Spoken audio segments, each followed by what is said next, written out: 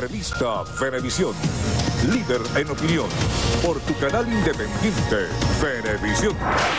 Muchísimas gracias por acompañarnos en Entrevista Venevisión. Ya estamos listos para iniciar nuestra conversación con el invitado del día de hoy.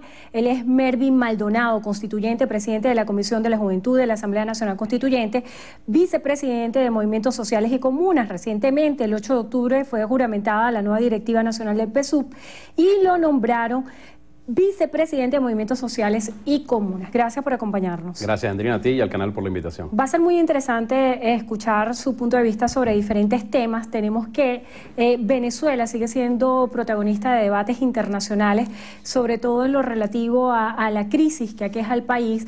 Algunos la califican de una crisis humanitaria sin precedentes. Escuchábamos declaraciones, por ejemplo, de Angelina Jolie en su rol de representante internacional de ACNUR, que decía que la situación es más grave de lo que la gente piensa, esto tras su encuentro con ciudadanos venezolanos en Perú.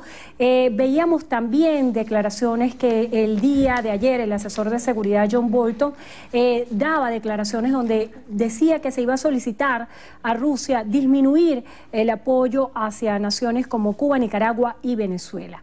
En toda esta geopolítica, ¿cuál es la postura?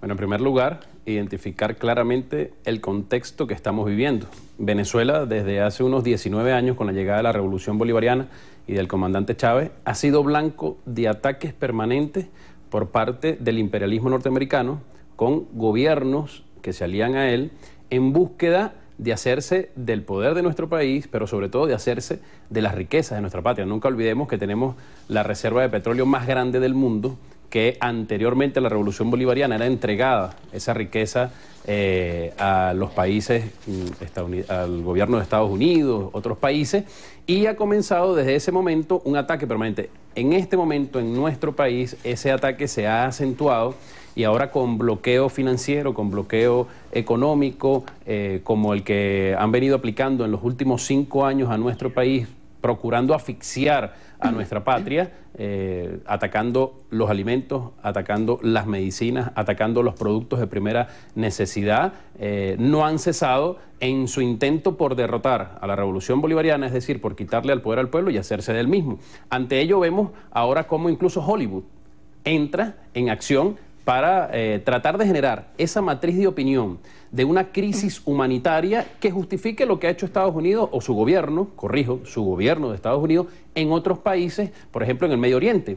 Buscan generar unas condiciones, generan una llamada crisis humanitaria e intervienen incluso militarmente. Ante esa situación, el pueblo venezolano con mucha dignidad ha dicho, no solo en nuestro país, sino al mundo entero, nosotros lo que necesitamos es que nos quiten el bloqueo económico, que nos quiten el bloqueo financiero, que dejen de estar solicitando intervenciones contra nuestro país para poder, con nuestros recursos que los tenemos, comprar medicinas, comprar alimentos, comprar bienes. Veíamos ayer al presidente Nicolás Maduro el sábado en el Congreso de las Comunas cuando decía el caso particular de más de 1 millón de cajas de CLAP que el gobierno saliente, ya nefasto, de México, de Peña Nieto, atacaba a empresas que en un hecho de comercialización normal que ocurre todos los días en todas las partes del mundo, donde un país le compra a empresas en el mundo, las cajas CLAP, bueno, las tenían bloqueadas para que no llegaran más de 1 millón. A propósito de ese caso tan emblemático que menciona, han sido varios los señalamientos que hablan de corrupción en el gobierno nacional.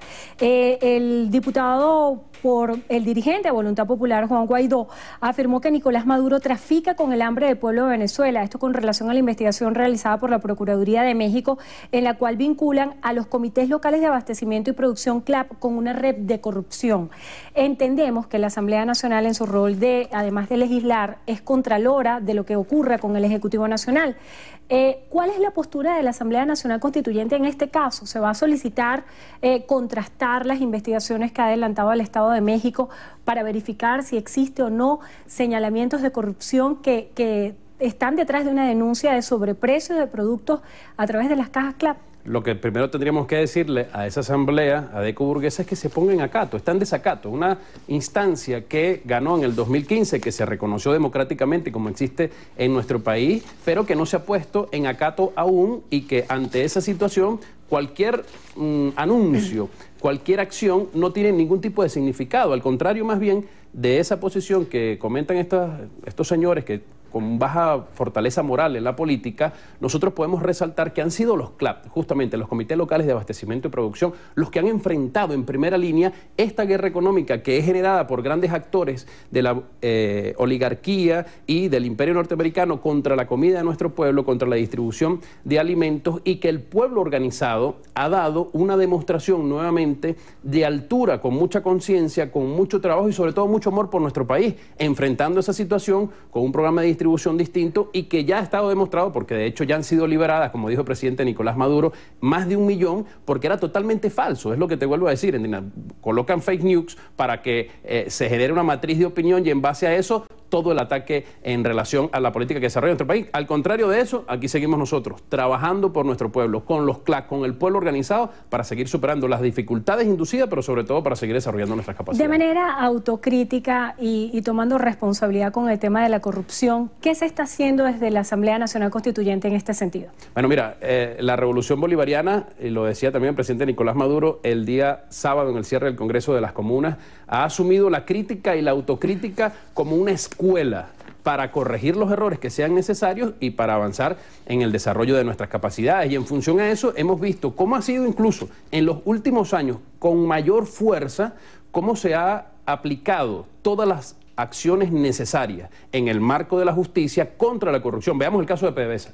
Allí hay 2 exministros presos, 2 expresidentes de PDVSA presos, hay toda una directiva de Citgo presa, existen más de 65 gerentes presos, y como PDVSA pudiéramos mencionar cualquier otra cantidad de instituciones. Nosotros hemos dicho con mucha firmeza, mano dura contra la corrupción, mano dura contra el burocratismo, y para eso no le tiembla el pulso al presidente Nicolás Maduro, como nunca le tembló el pulso al comandante Hugo Chávez, a la Asamblea Nacional Constituyente, y en base a eso también tendríamos que revisar nosotros los niveles de corrupción que existen en ciertos sectores de la política, en este caso asociados a la derecha, donde pudiéramos nosotros preguntarnos cómo hacen, por ejemplo, prófugos de la justicia venezolana que están en otros países, como el señor Julio Borges, que es un diputado que fue electo en el 2015, que vive en Bogotá en mansiones, ¿cómo hace para pagarse? Entonces, bueno, creo que debemos nosotros seguir aplicando con mucha fuerza la justicia contra la corrupción en todos los niveles.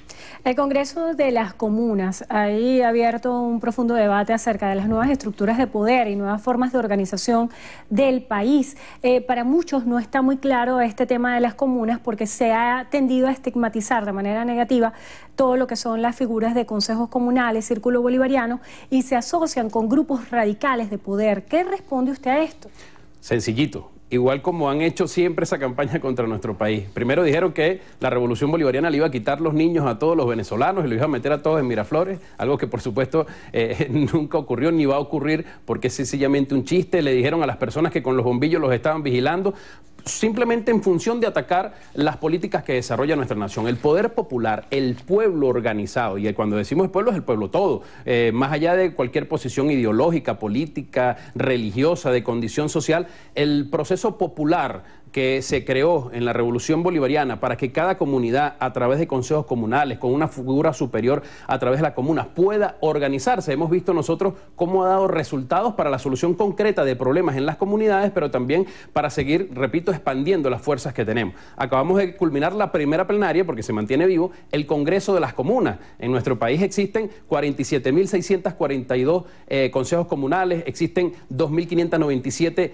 comunas que demuestran el crecimiento que ha tenido la gente en simplemente que el poder no quede concentrado en unas instancias nacionales o regionales municipales, sino que la tenga el pueblo, que el pueblo pueda tener más poder del que ya ha venido consiguiendo, pueda solucionar los problemas concretos que tiene en su comunidad y pueda desarrollar al máximo su capacidad. Ahí el presidente Nicolás Maduro hizo importantes anuncios en este Congreso, nos convocó a la Asamblea Nacional Constituyente a dar del rango constitucional a las leyes del poder popular para que no sigan siendo torpedeadas, para que no siga siendo mancillada la voluntad del pueblo venezolano, pero además el presidente convocó a todo su gobierno a que cada día nosotros transfiriéramos más poder al pueblo, que las acciones que desarrollan algunos ministerios, algunas instituciones, gobernaciones, alcaldías, las tenga la gente. ¿A quién le puede caer eso mal? Que cada día la gente tenga más poder, que la gente pueda desarrollar al máximo sus capacidades. El presidente Nicolás Maduro aprobó allí el plan de siembra en las comunidades, el fortalecimiento del programa de recuperación económica en las comunidades, Endrina,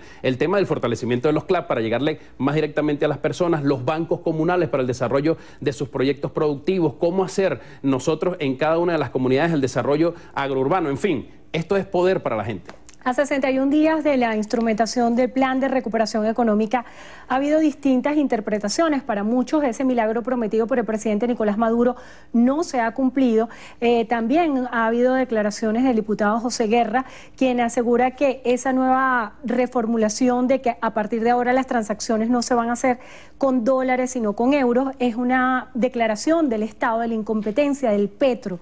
¿Qué responde usted al diputado José Guerra? Bueno, primero, José Guerra no tiene moral para hablar de economía en nuestro país. Todos sus pronósticos siempre han sido fallidos, pero lo que sí pudiéramos decir nosotros es que un programa de recuperación económica que el 20 de agosto comenzó su funcionamiento con la reconversión monetaria, la creación del Bolívar soberano, pero además en el marco de 10 líneas estratégicas de desarrollo, ha venido dando ya sus primeros resultados, que por supuesto, en el contexto en el que estamos nosotros, asediados, bloqueados internacionalmente en lo económico, en lo financiero, con una guerra económica, con sectores que tienen mucho poder económico en nuestro país, el plan o el programa, perdón, de recuperación, crecimiento y prosperidad económica, bueno, comenzó nada más y nada menos con aumentar el salario mínimo de los trabajadores en un 6.000%. Pasamos de algo así de 5 millones de los anteriores a 180 millones, es decir, de 500 bolívares soberanos a 1.800 bolívares soberanos, pero que además de eso hemos venido trabajando el plan de ahorro en oro, hemos venido desarrollando la criptomoneda, el Petro, como unidad de cuenta y como moneda de intercambio internacional para sortear justamente el bloqueo financiero